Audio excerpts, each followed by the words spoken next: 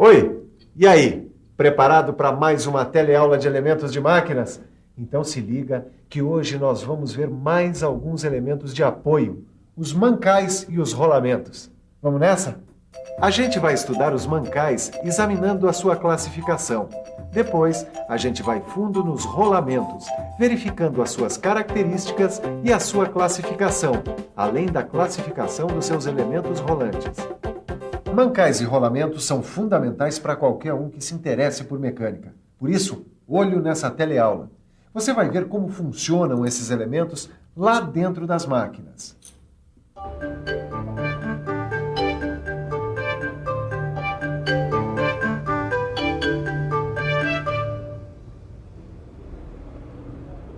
E aí, mestre Silva, tá com um problema nesse rolamento? Titã, não, eu tô armando um rolo aqui.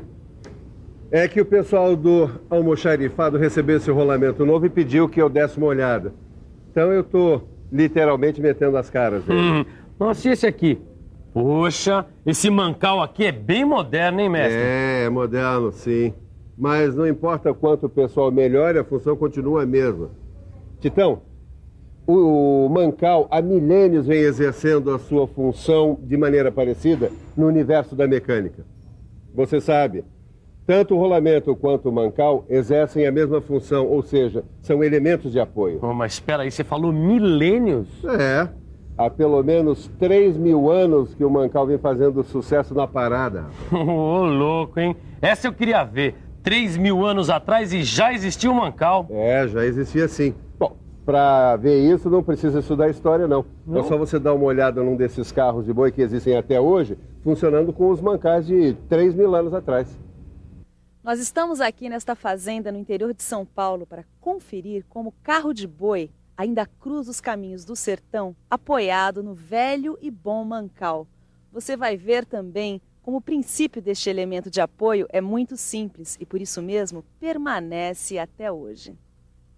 Uma construção simples, feita de madeira e com apenas 3 elementos: carroceria, eixo e rodas. Este é o carro de boi, tanto de ontem como de hoje, porque ele não mudou ao longo da história. O seu eixo ainda é fixado na carroceria por 2 pedaços de madeira, que lhe servem de guia. Nas pontas dos eixos ficam as rodas, que apoiam o próprio eixo. Esses 2 pedaços de madeira que fixam o eixo e as rodas são os mancais do carro de boi. Para você que estuda mecânica na cidade, nós vamos dar uma definição de mancal diretamente do campo. Mancal é simplesmente um suporte ou uma guia em que se apoia um eixo. Agora acontece que o contato entre o eixo e o mancal sempre foi problema, Titão. No contato entre a superfície do mancal e a superfície do eixo, ocorre o que a gente chama de atrito. Olha, muito bem. Pois é isso mesmo, é o atrito. O problema, Titão, continua o mesmo. Só que hoje em dia a gente tem elementos que atenuam esse atrito. Elementos tais como Não seria a bucha, mestre Silva? Tô gostando de ver, hein? Pois é, voltando ao que eu estava dizendo. Dependendo do tipo de aplicação, existe um tipo específico de mancal. Como assim, mestre? Não entendi. É porque existem 2 tipos básicos de mancais. O de deslizamento e o de rolamento. Vamos dar uma conferida no mancal de deslizamento para você entender direitinho como é a questão. Para entender como funciona o mancal de deslizamento é que nós estamos aqui nesta oficina do Senai. Professor João, por favor, o que é e para que serve um mancal de deslizamento? Bem, um mancal de deslizamento é um mancal com uma bucha fixada no suporte. Ele é usado em máquinas pesadas ou em equipamentos de baixa rotação. Por que equipamentos de baixa rotação? Porque a baixa velocidade evita o superaquecimento dos componentes expostos ao atrito. E se eu precisar de um mancal com maior velocidade? Bem, nesse caso, para uma maior velocidade e atrito menor, o mais indicado é usar um mancal de rolamento. Vamos ver agora o que é um mancal de rolamento.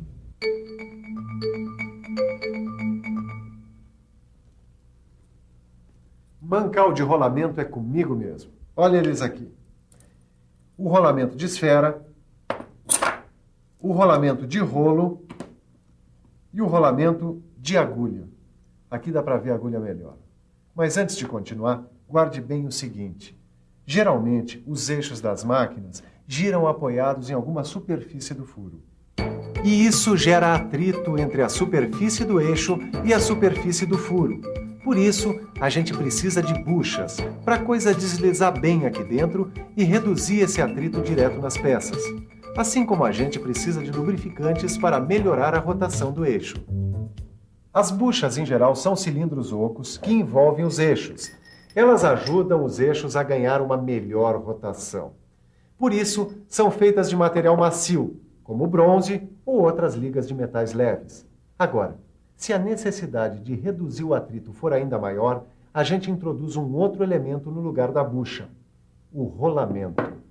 O rolamento limita ao máximo a perda de energia causada pelo atrito.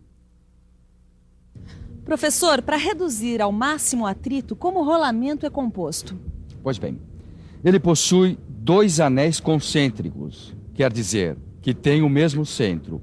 E entre esses anéis é que vão os elementos rolantes, que podem ser esferas, roletes ou agulhas. Vamos conferir agora cada um desses 3 elementos rolantes por dentro.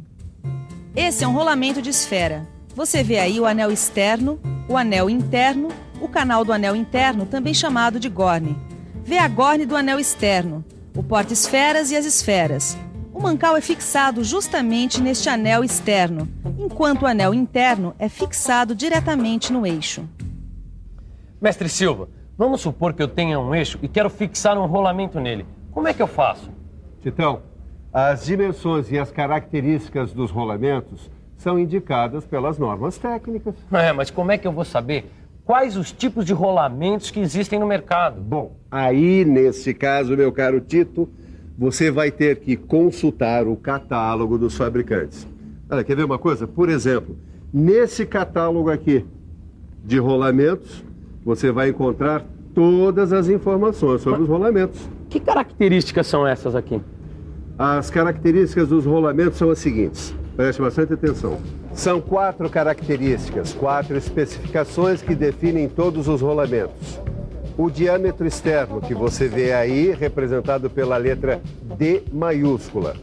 O diâmetro interno, que é o D minúsculo. O raio de arredondamento, o R maiúsculo. E a largura, que a gente indica com a letra L maiúscula. A normalização dos rolamentos é feita a partir do diâmetro interior, certo? Certo. Porque aí você já fica sabendo se o rolamento vai servir no eixo ou não. Certo, mas quais são as medidas de diâmetro que a gente encontra? Para cada diâmetro, Titão, existem 3 séries de rolamentos. Isso, aí você complicou. Complicou coisa nenhuma, Titão. Presta atenção. Não importa o tamanho do diâmetro interno, você encontra rolamentos da série leve, média ou pesada. Leve, média ou pesada? É claro que para cargas pequenas, você vai usar os rolamentos da série leve. Agora, para cargas maiores, nós vamos usar rolamentos da série média ou pesada, dependendo, é claro, do peso da carga. Tudo bem. Mas e as outras medidas? Tipo assim, o diâmetro externo, a largura, elas aumentam se eu usar um rolamento em carga pesada? É isso aí, Titão. É isso aí, gostei de ver. É claro que elas aumentam, Titão. Assim como o diâmetro interno, o diâmetro externo e a largura aumentam progressivamente conforme o peso da carga. Quer dizer que os rolamentos são classificados de acordo com o peso que suportam? E de acordo com a força que suportam também. Mas como é que é essa classificação de acordo com a força que suportam? Essa classificação é parecida com aquela que a gente já viu em outros elementos de apoio. Radiais, axiais ou mistas? Garoto, você merece, você vale um caminhão de rolamento. Muito bem, vamos ver essa classificação já. Primeiro, os rolamentos radiais. Eles não são indicados para suportar cargas axiais, só cargas radiais mesmo. Esses rolamentos impedem o deslocamento no sentido transversal ao eixo. Segundo, os rolamentos axiais. Eles não são indicados para suportar cargas radiais, só axiais mesmo. Esses rolamentos impedem o deslocamento no sentido axial, quer dizer, longitudinal ao eixo. Terceiro, os rolamentos mistos. Eles suportam tanto a carga axial quanto a radial e impedem o deslocamento nos dois sentidos, transversal ou longitudinal. Agora, Silva, para que serve um e para que serve outro tipo de rolamento? Ah, Titão, tem uma infinidade de rolamentos aí no mercado. É rolamento para... Você quer ver uma coisa? É rolamento para máquina agrícola, é rolamento para motor elétrico, para ferramenta, para compressor, construção naval. Rapaz, aí varia muito. Varia muito mesmo, viu? Poxa, Silva, eu adorei esse nosso novo assunto, rolamentos. Eu vou para casa e vou dar uma boa estudada no livro de estudos. É bom mesmo porque tem muita coisa ainda para aprender. Principalmente os elementos rolantes que vão dentro dos rolamentos e que a gente ainda não aprendeu. O professor vai nos mostrar agora os tipos de elementos rolantes que vão dentro de cada rolamento. Por favor. Esse aqui é o rolamento com elementos rolantes de esfera. Essas esferas permitem que ele trabalhe em rotações mais elevadas. Esse aqui é o de rolo. Os corpos rolantes aqui são formados por cilindros, por rolos cônicos ou barriletes. Esses rolamentos suportam cargas maiores, mas a velocidades menores. Esse aqui é o de agulhas.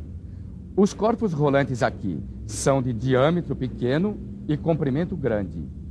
São usados em mecanismos oscilantes, onde a carga não é constante e o espaço radial é limitado. Pois muito bem.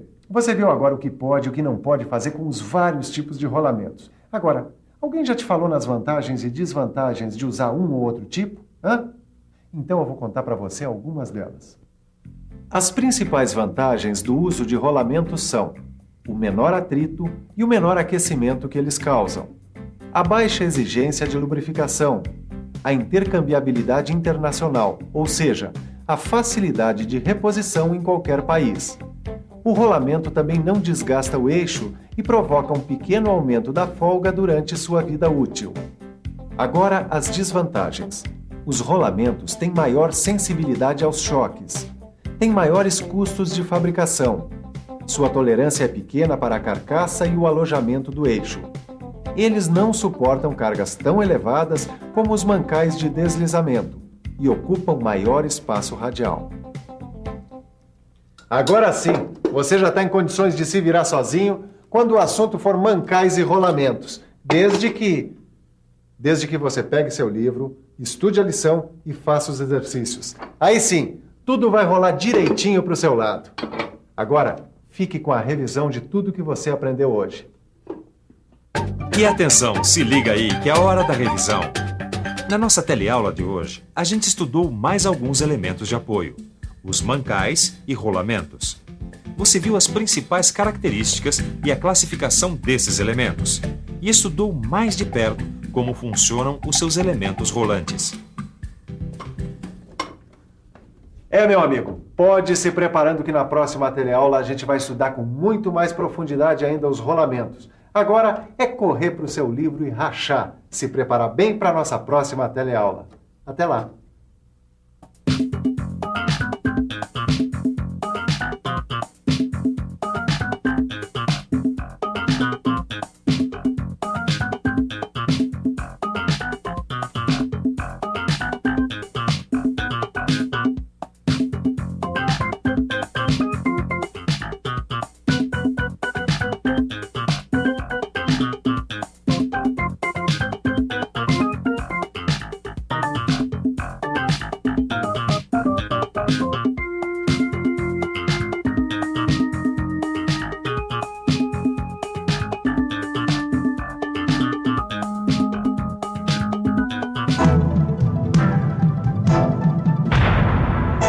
Telecurso 2000, um programa de educação do Sistema Fiesp e da Fundação Roberto Marinho.